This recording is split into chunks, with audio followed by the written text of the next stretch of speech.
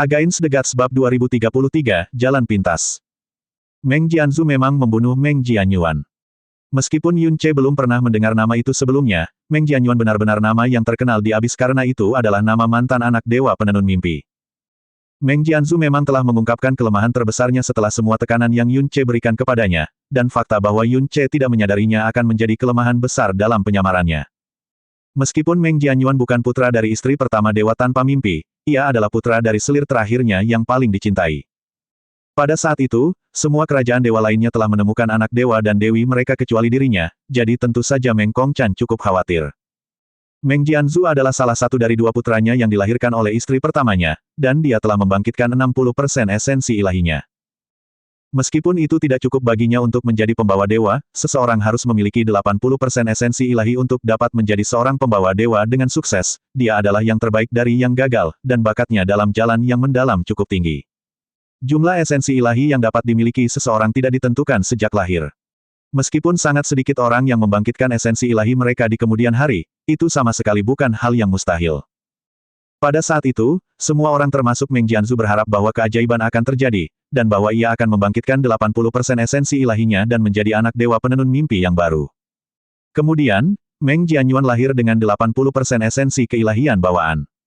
Rasa frustrasi Meng Kongqan terhapuskan dalam semalam. Kata-kata tidak dapat menggambarkan betapa bahagianya dia. Konon, tawanya bertahan selama 3 hari 3 malam di seluruh kerajaan dewa penenun mimpi, dan tatapan, pujian, dan harapan yang tak terhitung jumlahnya dilimpahkan kepada bayi yang baru lahir itu. Di sisi lain, status dan pengaruh Meng Jianzu jatuh dalam semalam. Beberapa orang akan bekerja 2 kali lebih keras untuk memperbaiki situasi mereka. Bahkan jika mereka ditakdirkan untuk kalah, mereka akan tetap memperkuat diri dan mengelola apa yang ada dalam kemampuan mereka sebaik mungkin.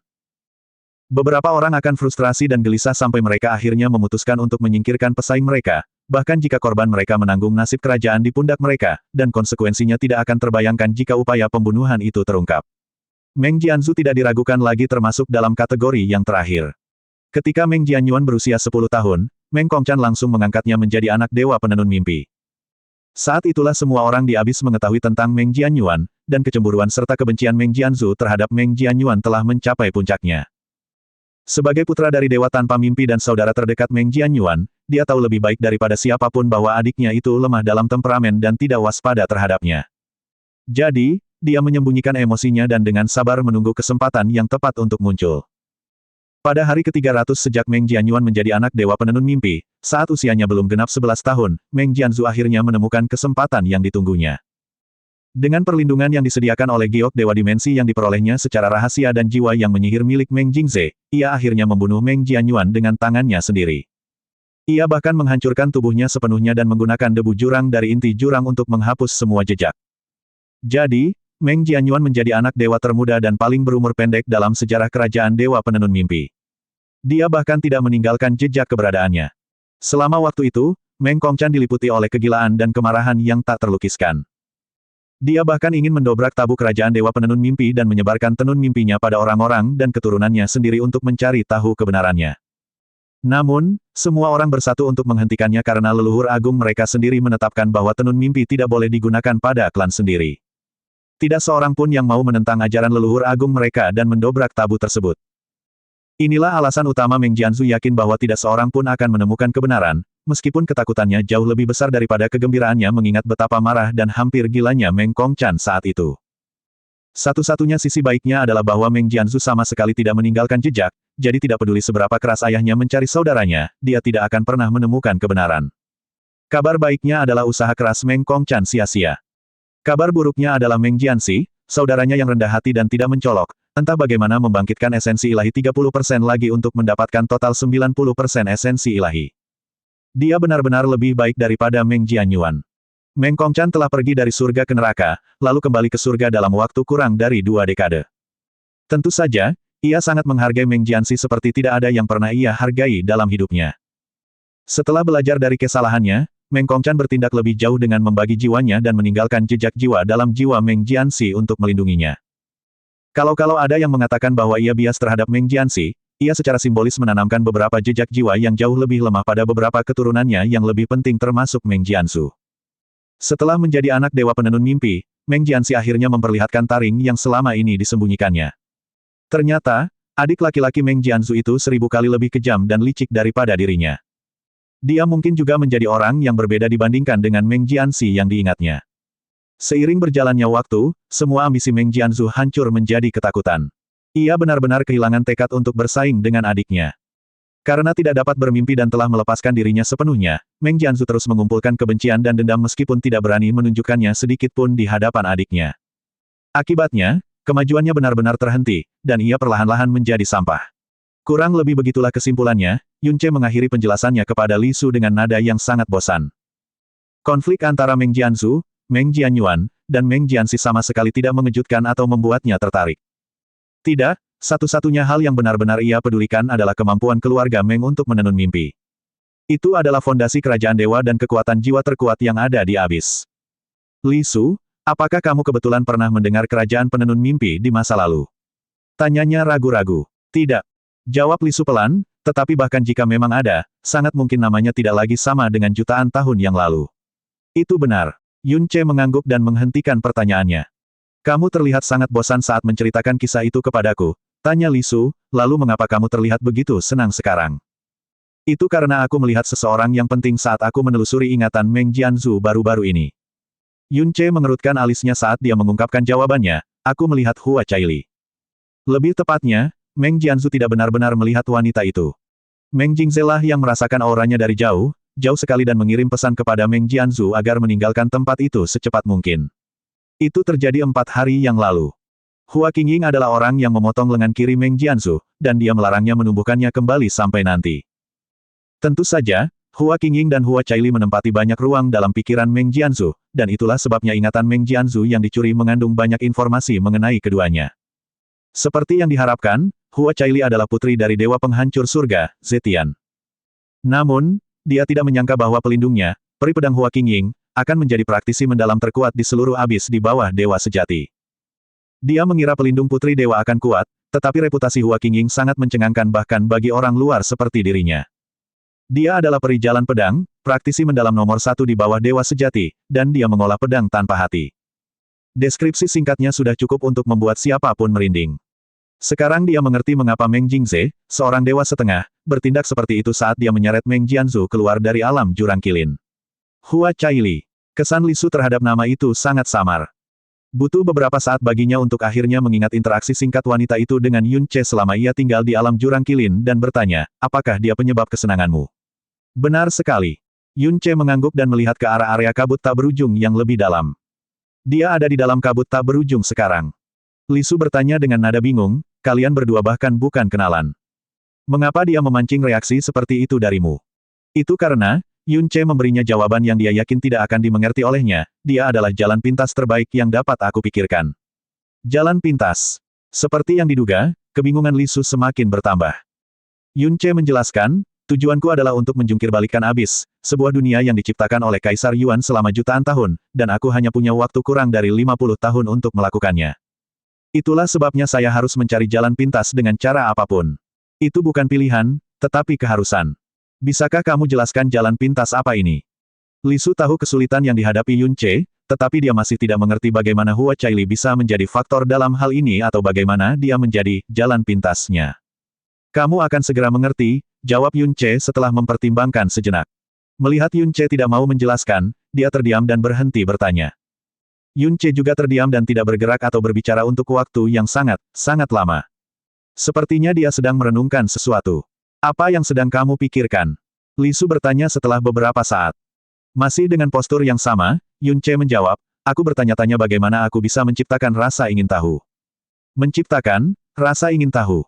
Jawaban Yun Ce tampak lebih membingungkan hari ini. Rasa ingin tahu adalah awal yang paling penting, Yun Ce menjelaskan dengan sedikit tidak fokus. Ini berlaku untuk pria, wanita, dan bahkan mungkin dewa pencipta. Li Su mulai memahami sebagian maksud Yun Ce, tetapi dia tidak mengatakan apapun karena ada kalimat tidak perlu yang ditambahkannya di akhir. Li Su kecil, kata Yun Ce namun sebenarnya berbicara pada dirinya sendiri, bagaimana aku bisa membuat seorang wanita suci dan mulia yang menghabiskan seluruh hidupnya tumbuh dalam kondisi terbaik, mendapatkan apapun yang diinginkannya, dan menyaksikan pria-pria terbaik, menjadi tertarik pada pria lain. Itu wilayahmu, bukan wilayahku. Hal itu membuat Yun Ce sedikit lengah. Dalam kesannya, Li Su telah terbangun setelah dia memasuki abis. Kenyataannya, dia telah mengamatinya selama bertahun-tahun seperti halnya Heling. Yun Ce mengangkat jarinya dan perlahan membentuk kata, Zetian, menggunakan debu jurang. Setelah selesai, ia menciptakan kata, Shen Luo, di sebelahnya. Ini adalah nama-nama kerajaan dewa terkuat di abis. Itu adalah kebiasaan Ratu Iblis untuk mewujudkan sesuatu guna menjernihkan pikirannya, dan dia meminjamnya untuk saat ini. Ia menggambar garis tipis di antara kedua kata itu, tetapi ia bergerak sangat lambat, seakan-akan benang itu terlalu berat atau rapuh. Sepertinya embusan angin yang sederhana dapat menghancurkannya. Alis Yun Ce bertautan erat saat dia kembali terdiam lama. Hubungan antara kedua kata itu pun hancur tanpa suara. Tepat saat Yun Ce mendesah kecil dan hendak menurunkan jarinya yang terangkat, inspirasi tiba-tiba terlintas dalam benaknya. Dia mengangkat jarinya dan menulis kata, penenun mimpi, di antara kedua kata itu. Meng, Jian, Yuan. Matanya bersinar dengan kegelapan tak terhingga saat dia menggumamkan sebuah nama yang hampir sepenuhnya dia lupakan sampai sekarang. Penenun mimpi. Nama yang indah, bukan? Izinkan saya menenun mimpi indah untuk Anda semua. Berdengung. Dia mengayunkan tangannya di udara, dan ketiga kata itu, Zetian, Shen Luo, dan penenun mimpi, menghilang menjadi ketiadaan. Bab 2034, bertemu denganmu lagi. Bahkan seorang setengah dewa akan merasa sangat sulit untuk mencari orang tertentu di kabut tak berujung. Kecuali mereka bisa menanamkan persepsi keilahian mereka pada debu jurang seperti Yun Ce. Setelah tiba di lokasi tempat Meng Jianzu bertemu dengan Hua Caili beberapa hari yang lalu, Yun Ce menanamkan persepsi ilahinya pada debu jurang dan perlahan menyebarkannya dalam riak-riak.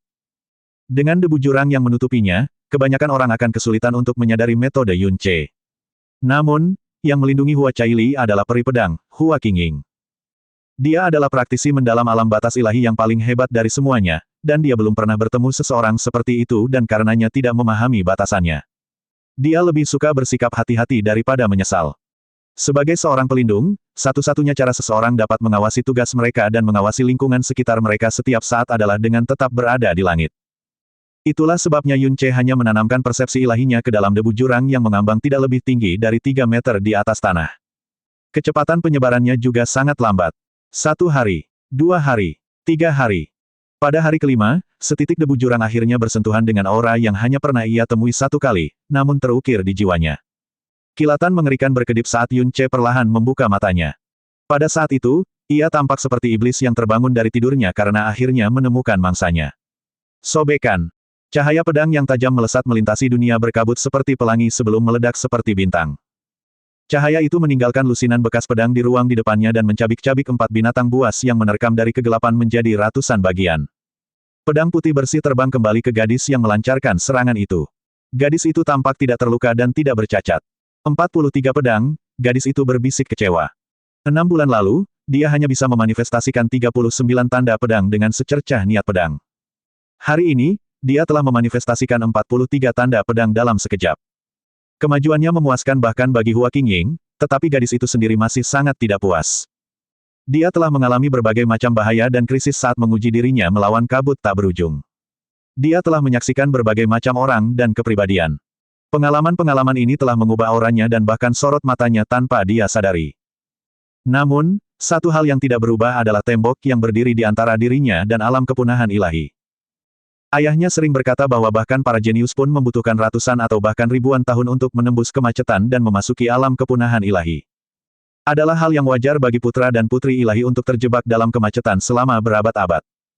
Dia adalah satu-satunya di antara rekan-rekannya yang memiliki esensi keilahian yang sempurna, tetapi masih belum memasuki alam kepunahan ilahi. Jika dia benar-benar berusia 19 tahun, tentu saja dia tidak akan panik.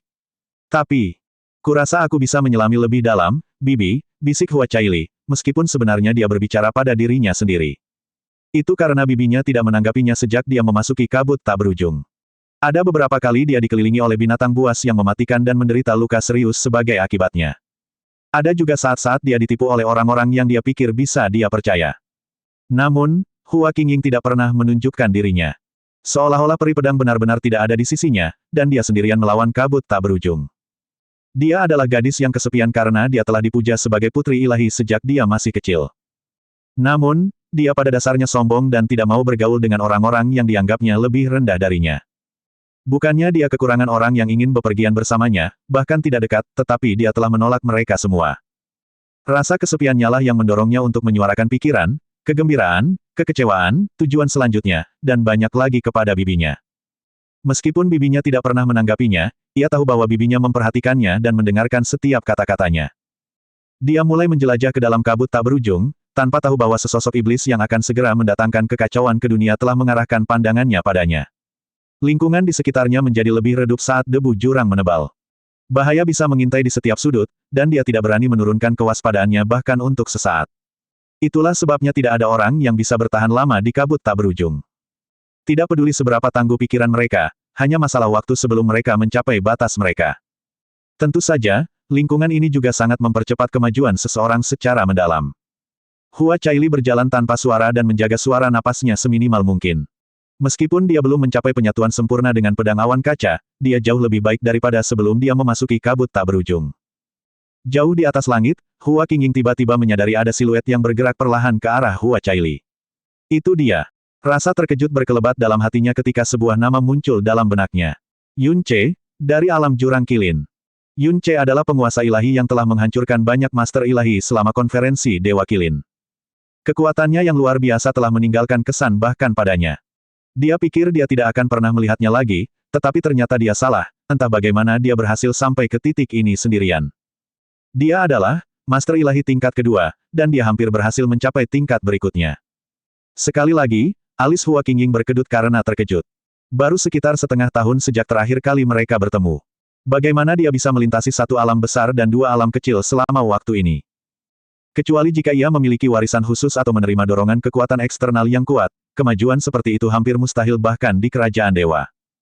Dia tidak tahu bahwa urat nadi Yun Ce jauh lebih hebat daripada kebanyakan orang, dan bahwa alam master ilahinya setara dengan alam kepunahan ilahi milik orang lain. Jika tidak mungkin dia bisa tetap tenang meskipun dia adalah peri pedang.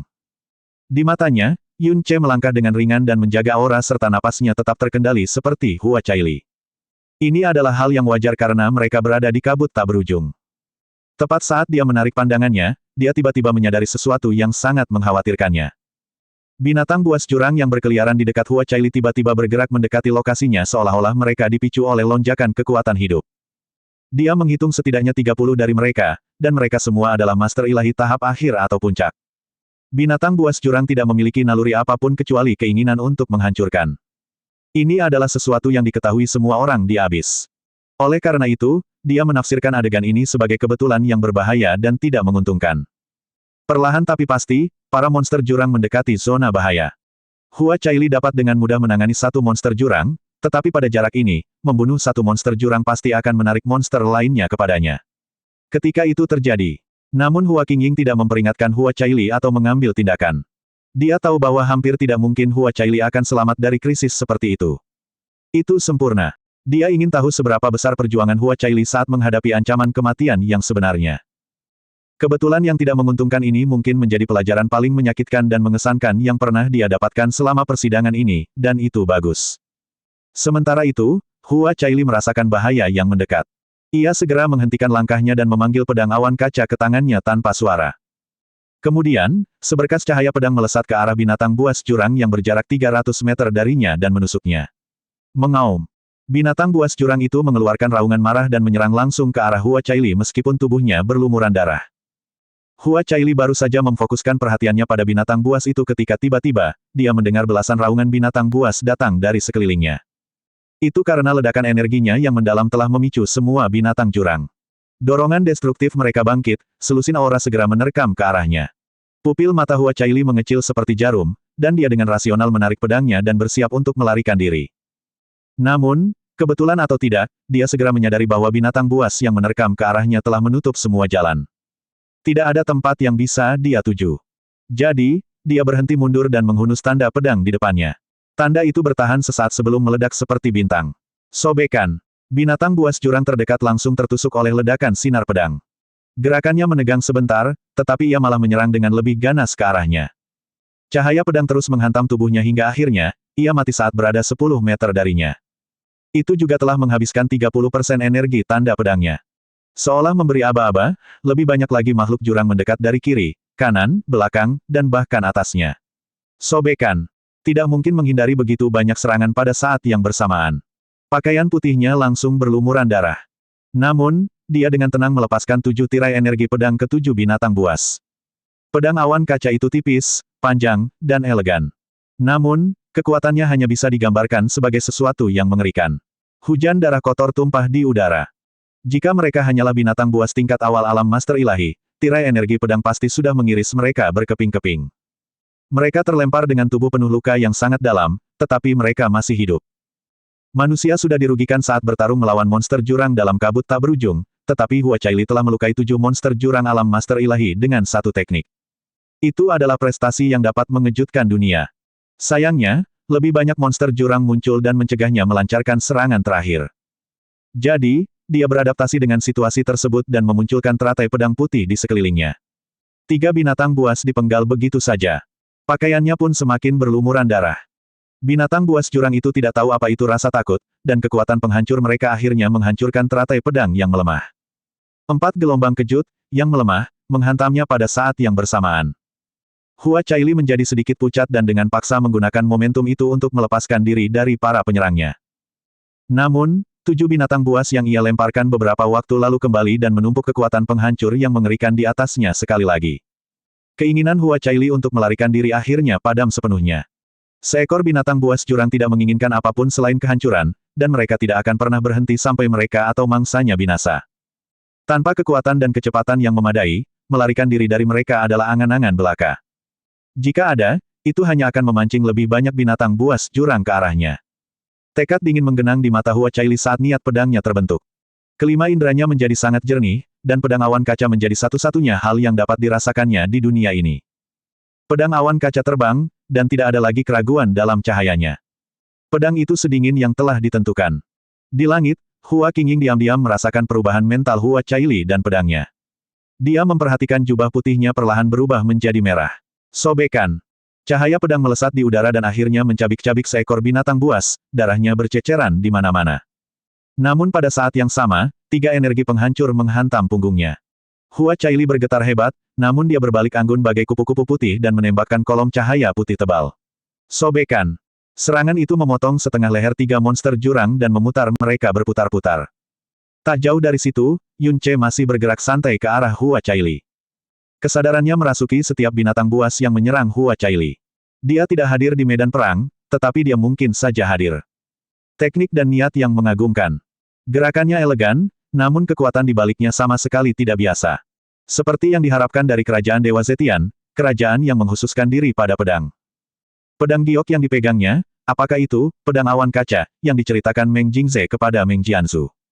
Pedang yang didapatkannya dari tanah suci. Kaca, awan. Binatang buas jurang jatuh satu demi satu di bawah pedang awan kaca. Bekas pedang putih yang tak terhitung jumlahnya tertinggal di tanah dan ruang dunia keabu-abuan. Genangan darah kotor ada di mana-mana, dan pecahan dari 21 monster jurang tergeletak di tanah. Bang! Niat pedangnya jauh lebih tidak teratur dari sebelumnya, dan bahkan matanya yang berbintang menjadi sedikit tidak fokus.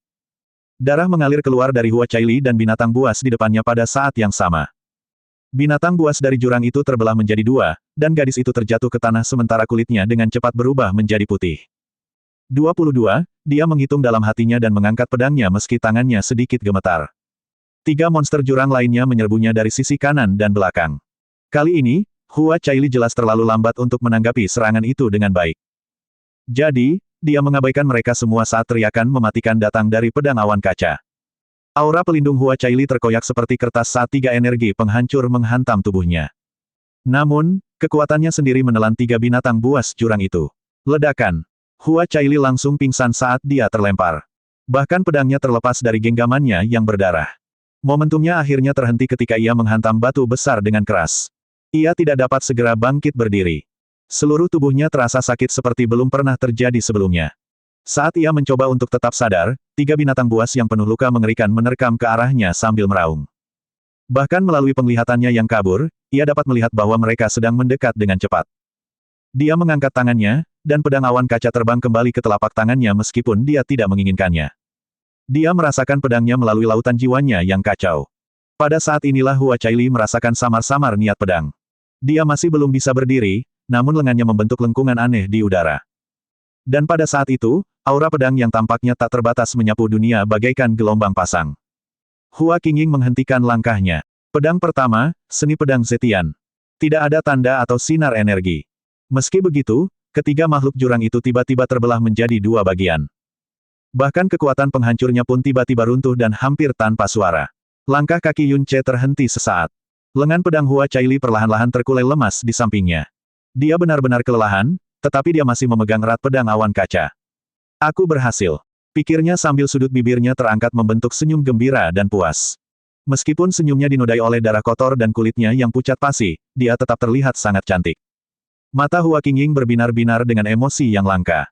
Kamu benar-benar pembawa dewa paling sempurna yang pernah dimiliki kerajaan kita, Caili. Ayahmu butuh 400 tahun, dan 77 tahun bagiku untuk memahami maksud pedang pemecah langit. Tapi kamu hanya butuh 9 tahun. Masa depanmu akan jauh melampaui masa depanku. Sayang, kegembiraan gadis itu segera terganggu oleh lolongan binatang buas lainnya. Dua siluet keabu-abuan lainnya muncul di depannya. Kali ini, dia berhasil menopang dirinya dengan pedang awan kaca, tetapi dia tidak dapat mengumpulkan energinya yang dalam tidak peduli apa yang dia coba. Dia menggigit bibirnya kesakitan saat air mata kesedihan akhirnya mengalir di matanya. Selamatkan aku, Bibi, aku benar-benar tidak bisa melakukan ini lagi. Binatang-binatang buas dari jurang hampir berada di atasnya. Hua Qingying mengumpulkan seberkas energi pedang yang tak kasat mata, tetapi dia akhirnya tidak melepaskannya, karena aura tertentu sedang menyerbu ke arah Hua Caili dengan kecepatan tinggi. Ledakan. Hembusan angin kencang dan energi yang dalam tiba-tiba menghantam dua binatang buas itu dari udara. Saat mereka berteriak, sebuah pedang raksasa yang bersinar dengan cahaya merah tua yang aneh muncul di tangan seorang pria dan menghantam dengan keras ke salah satu binatang buas itu. Dia mengerahkan seluruh kekuatannya dan pedang awan kaca untuk menebas monster jurang, tapi monster ini benar-benar meledak menjadi hujan darah dan kengerian. Sosoknya kabur, dan dia muncul di samping binatang buas dan menghunus pedangnya. Terdengar ledakan dahsyat saat binatang buas itu hancur menjadi 4 bagian. Setelah mengeluarkan kedua binatang buas itu, Yun Ce menghembuskan napas pelan dan menarik kembali energinya yang dalam. Kemudian, ia mendarat dengan lembut di depan Hua Caili. Apakah kamu? Keduanya saling menatap sejenak sebelum berkata, itu kamu. Bibi Hua Caili tidak muncul. Seolah-olah dia benar-benar tidak ada di sisinya lagi. Gelombang kelelahan dan kelemahan yang besar melanda Hua Caili ketika menyadari bahwa bahaya akhirnya telah berlalu, tetapi dia tetap tersenyum penuh terima kasih kepada Yun Ce dan berkata, kamu juga berada di kabut tak berujung. Terima kasih telah menyelamatkanku. Sama-sama, tapi, Yun Ce menggelengkan kepalanya, aku pasti telah melakukan sesuatu yang tidak perlu lagi karena itu adalah kamu. Hua Caili tampak bingung. Yun Ce melihat sekeliling dan berkata, keributan itu pasti telah menarik sebagian besar binatang buas di daerah itu. Namun, karena kamu telah membunuh mereka semua, tempat ini seharusnya aman untuk sementara waktu. Kamu dapat menggunakan tempat ini untuk menyembuhkan luka-lukamu. Selamat tinggal. Yun Ce berbalik dan segera pergi. Perkataan dan tindakan Yun Ce begitu tak terduga hingga Hua Caili tanpa sadar berteriak, tunggu. Kamu. Yun Ce mengabaikannya dan segera menghilang ke dalam kabut tak berujung. Hua Caili terdiam sejenak sebelum bergumam, pria yang aneh. Saya tidak menyangka akan melihatnya lagi, dan auranya. Langkah Yun Ce tidak ragu-ragu, bahkan semakin cepat hingga dia yakin bahwa dia sudah berada di luar jangkauan Hua Qingying. Kamu menghabiskan seluruh energi untuk mengatur ini dan bahkan menggunakan metode yang mengerikan untuk menyelamatkannya, jadi mengapa kamu pergi terburu-buru? Li Su bertanya dengan bingung. Itu karena aku tidak ingin menyelamatkannya, jawab Yun Ce santai, aku ingin dia menyelamatkanku. Apa maksudmu? Sekali lagi, Li Su tidak bisa memahami kata-kata Yun Ce. Alih-alih menjelaskan, dia hanya berkata, kamu akan segera mengetahuinya. Dia menatap langit kelabu. Meskipun fokusnya tertuju pada Hua Caili, orang yang benar-benar menyita sebagian besar perhatiannya adalah Hua Qingying. Bagaimanapun, peri pedang berdiri di ketinggian dan dunia yang hanya bisa dibayangkannya. Ia hanya bisa berdoa agar ia mampu menipu matanya dan mendapatkan pengalaman saat ia mengambil langkah selanjutnya. Bab 2035, menggunakan kembali trik lama. Berkat kemampuannya untuk menanamkan persepsi ilahi pada debu jurang, jangkauan persepsi Yun Ce jauh melampaui Hua Qingying, seorang praktisi mendalam alam batas ilahi. Itulah sebabnya dia samar-samar dapat merasakan Hua Caili bahkan dari jarak sejauh itu. Setelah menemukan batu hitam yang cukup besar dan mengamati binatang buas di sekitarnya, Yun Ce duduk di samping batu itu, menarik auranya, dan menunggu. Ketika dia memejamkan mata, dia teringat akan serangan hebat yang dilakukan Hua Caili. Saat dia memutarnya berulang-ulang di lautan jiwanya, Li Su tiba-tiba berkata, itu adalah pedang pemecah langit. Yun Ce membuka matanya dan berseru kaget, kamu tahu itu? Mo Su, pemuda dalam pecahan ingatan Nisuan, pernah menyebutkan 99 pedang pemecah langit. Tentu saja, hal itu langsung mengingatkannya pada kerajaan pemecah langit milik dewa. Moe telah menciptakan sejumlah seni pedang. Li Su berkata perlahan saat ingatannya semakin jelas seiring berjalannya waktu, pedang penantang surga, pedang penakluk surga, pedang pengendali surga, pedang penghancur surga. Dan akhirnya, pedang penghukum surga. Pupil mata Yun Ce sedikit mengecil. Ia terkejut bukan karena pedang pemecah langit yang dikembangkan kerajaan pemecah langit, Zetian, benar-benar merupakan ilmu pedang yang diciptakan Moe, tetapi karena nama mereka, membuat langit marah setiap saat. Keempat dewa penciptaan diberi misi oleh dewa leluhur. Dewa penciptaan kehidupan bertanggung jawab untuk menciptakan dan melindungi kehidupan, dewa penciptaan ketertiban menjaga ketertiban, dan dewa penciptaan elemen menjaga keseimbangan elemen. Kalau begitu, bagaimana dengan kaisar dewa penghukum surga? Apakah dia diberi misi untuk menghukum surga? Moe adalah satu-satunya yang dapat mengolah pedang penghukum surga karena itu adalah seni pedang tertinggi yang diberikan oleh dewa leluhur sendiri, Li Su menjelaskan. Adapun keempat seni pedang yang saya sebutkan, semuanya diciptakan oleh Moe. Adegan yang baru saja kamu putar ulang di kepalamu adalah teknik pertama dari 99 pedang pemecah langit, pedang pertama. Bentuknya dapat diterima, tetapi esensinya kurang dari 1/100 dari yang asli. Meski begitu, manusia jauh lebih rendah daripada dewa, dan bagi seseorang yang berhasil mengolah bahkan sedikit esensinya, itu layak dipuji. Ngomong-ngomong, Yun Ce bertanya, apakah kamu juga tahu, pedang pemecah langit? Setelah hening sejenak, Li Su menjawab, si lebih suka menyendiri, jadi aku jarang menghubunginya. Nisuan, Moe, dan aku sangat dekat, dan kami tidak pernah menyembunyikan apapun dari satu sama lain.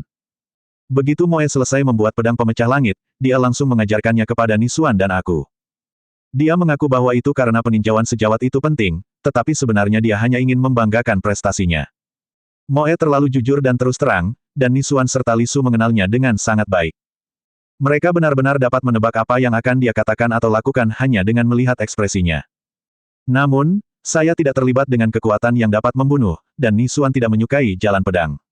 Oleh karena itu, ia menghafalnya tetapi tidak pernah mengolahnya. Mulut Yun Ce berkedut.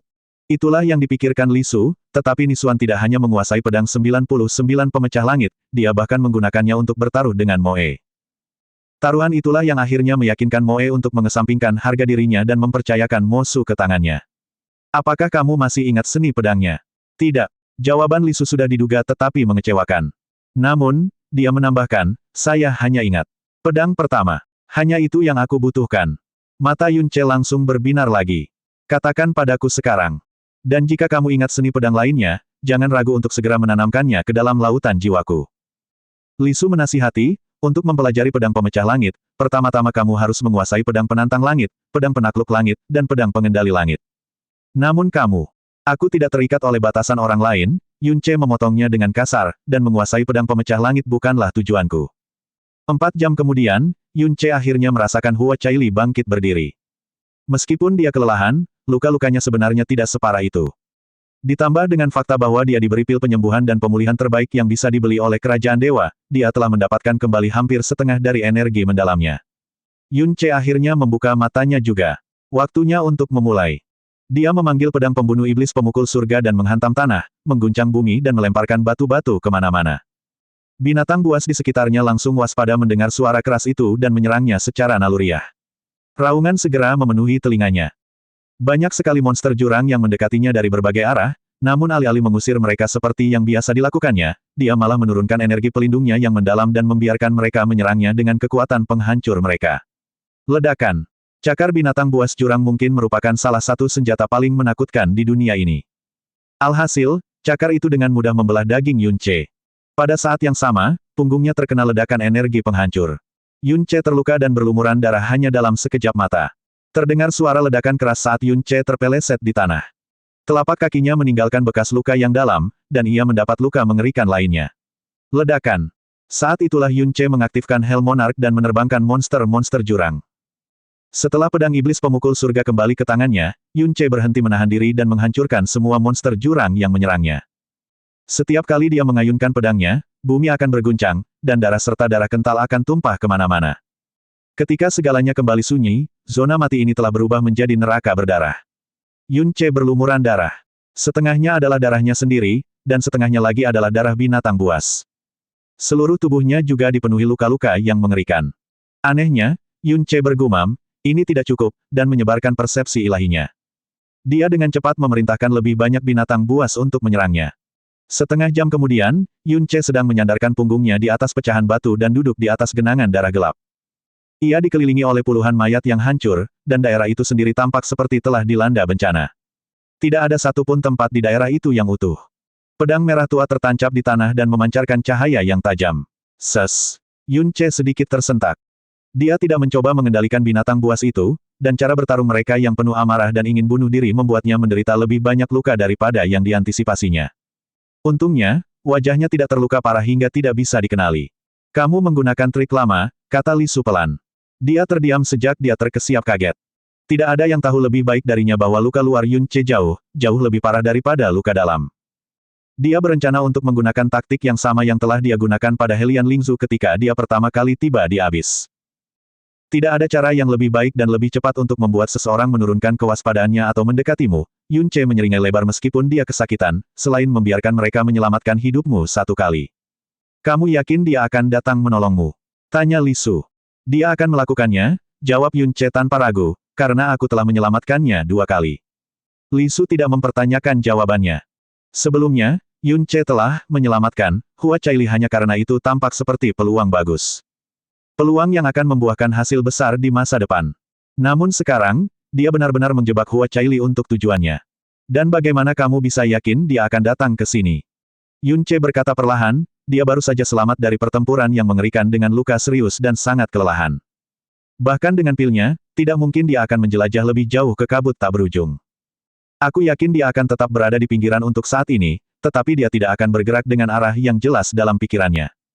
Lagi pula, tidak masalah kemana dia pergi selama itu aman, kan? Ketika seseorang bergerak tanpa arah yang jelas, maka secara naluriah ia akan menuruti indera dan nalurinya, sama seperti makhluk hidup lainnya yang berada di kegelapan, secara tidak sadar akan bergerak menuju cahaya. Aku diam-diam memanipulasi kecepatan debu jurang di area tempat dia berada sehingga satu sisi akan lebih tipis daripada sisi lainnya. Ini sangat kecil, tetapi seharusnya cukup untuk membawanya ke arahku. Dia tidak akan curiga apapun. Jika terlalu besar, Hua Qingying mungkin menyadari ada yang tidak beres.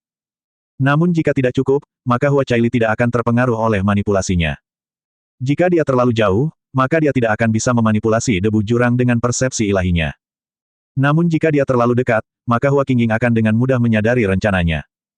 Dapat dikatakan bahwa keberadaan Hua Qingying telah meningkatkan tekanan pada Yun Ce lebih dari 100 kali lipat.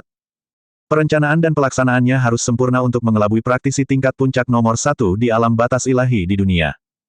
Luka-lukanya, auranya saat dia terluka parah, sebaran mayat monster jurang, jejak-jejak yang ditinggalkannya saat berjuang demi hidupnya, dia telah mempertimbangkan segalanya. Di Abyss, tak ada satupun Divine Master yang pernah berpikir untuk menipu mata dan telinga peri pedang, apalagi mencobanya. Li Su terdiam dan merenungkan kata-kata Yun Ce dengan hati-hati. Di masa lalu, dia, Dewa Pencipta Kehidupan, adalah puncak kesucian, keindahan, dan kebaikan. Setelah dia terbangun, dia seperti selembar kertas putih yang perlahan mengisi kekosongan seiring berjalannya waktu. Li Su pernah berkata bahwa jiwanya berwarna putih bersih saat pertama kali terbangun. Bukan hanya ingatan dan pengalaman masa lalunya yang kabur, tetapi dia juga benar-benar terpisah dari semua itu. Bahkan saat mengingatnya, dia merasa seperti orang lain yang mengintip ingatan orang lain. Meski begitu, Yun Ce tidak begitu mempedulikan kata-katanya. Dia, dan mungkin Li Su sendiri percaya bahwa dia akhirnya akan kembali menjadi dewa pencipta kehidupan seperti sebelumnya ketika ingatan dan pengalamannya telah sepenuhnya pulih. Namun, tak satu pun dari mereka menyadari bahwa pengalaman Yun Ce akan jauh lebih banyak memengaruhi jiwa Li Su yang baru lahir daripada ingatan dan pengalamannya sebelumnya.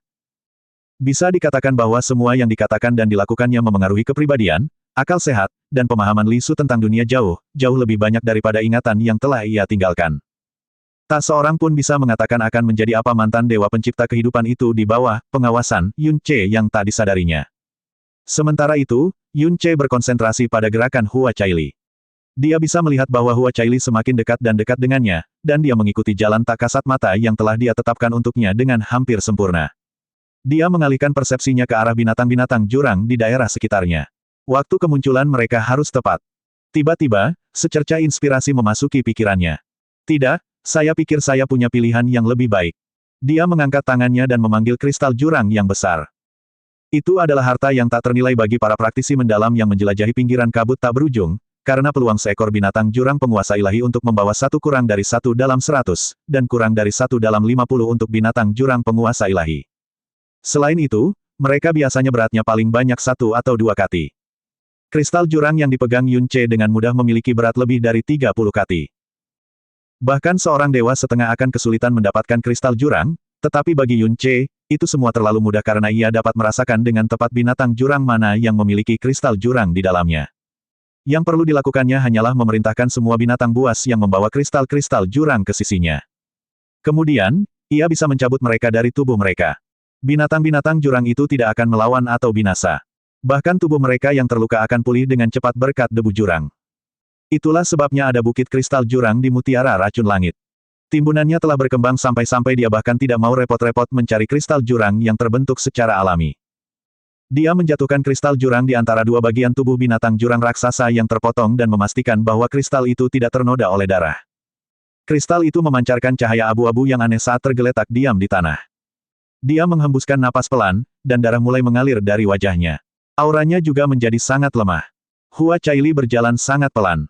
Sarafnya masih tegang seperti tali karena dia belum pulih dari pengalaman mengerikan sebelumnya. Dia tidak menyangka bahayanya akan meningkat begitu drastis hanya karena dia telah melangkah lebih jauh ke dalam kabut tak berujung. Selama setengah tahun terakhir, jumlah monster jurang yang pernah ia picu pada saat yang sama adalah 7. Namun kali ini, ia telah memicu lebih dari 20 monster jurang sekaligus. Jika bukan karena Yun Ce, dia mungkin sudah binasa. Tak heran bibinya berpesan agar jangan pernah bertindak di luar batas kemampuannya. Namun, berkat krisis yang fatal itulah dia berhasil melihat sekilas secercah niat pedang penghancur surga dan melepaskan pedang pertama. Pada saat itulah udara yang masuk ke hidungnya sedikit berubah. Dia tidak hanya bisa mencium bau debu jurang, tetapi juga bau darah binatang buas jurang. Cahaya pedang langsung muncul di matanya. Pedang awan kaca sudah berdiri di sampingnya. Darah, tulang, dan darah kental ada di mana-mana. Ada juga tanda-tanda kerusakan besar. Dilihat dari debu jurang yang menghilang dari mayat-mayat itu, mereka baru saja meninggal beberapa waktu yang lalu. Jelas, pertempuran hebat baru saja terjadi di sini beberapa waktu yang lalu. Hua Caili menarik auranya sepenuhnya dan perlahan melangkah maju. Pada saat inilah dia melihat sekilas warna merah terang. Itu adalah pedang besar yang ditusukkan ke tanah. Hua Caili segera mengenalinya sebagai pedang yang digunakan Yun Ce untuk menyelamatkannya sebelumnya. Cahaya merahnya begitu jelas sehingga mustahil untuk tidak mengingatnya. Mungkinkah? Jantungnya berdegup kencang, dia pun membongkar kerahasiaannya dan menyerbu maju. Ketika dia mendekati pedang pembunuh iblis pemukul surga, dia melihat siluet berlumuran darah terkulai di atas sebongkah batu bergerigi. Wajahnya yang pucat dan penuh luka membuatnya menahan napas. Itu dia. Apakah dia mati? Dia sedang linglung ketika pedang merah tua itu tiba-tiba mengeluarkan suara lengkingan logam dan terbang ke sisi Yun Ce. Pada saat yang sama, Yun Ce membuka matanya. Cahaya di matanya lemah, tetapi tajam seperti kilatan elang yang lapar. Namun, ketika dia melihat Hua Caili, dia membeku sesaat sebelum akhirnya rileks sepenuhnya. Lengan yang baru saja diangkatnya jatuh kembali ke samping saat dia berkata dengan suara serak, Itu kamu. Kamu baik-baik saja. Hua Caili menghela napas lega ketika melihat bahwa dia masih hidup. Yun Ce tidak menjawabnya. Sebaliknya, dia bertanya dengan suara lemah, kamu tidak mengikutiku, kan? Baru kurang dari 6 jam sejak terakhir kali mereka bertemu, dan kabut tak berujung adalah tempat yang sangat luas. Kecurigaannya sangat beralasan. Hua Caili buru-buru menggelengkan kepalanya, tidak. Aku hanya lewat saja karena aku sedang dalam perjalanan kembali ke pinggiran. Aku bersumpah. Senyum mengembang di wajah Yun Ce yang pucat pasi melihat betapa seriusnya dia, aku hanya bercanda.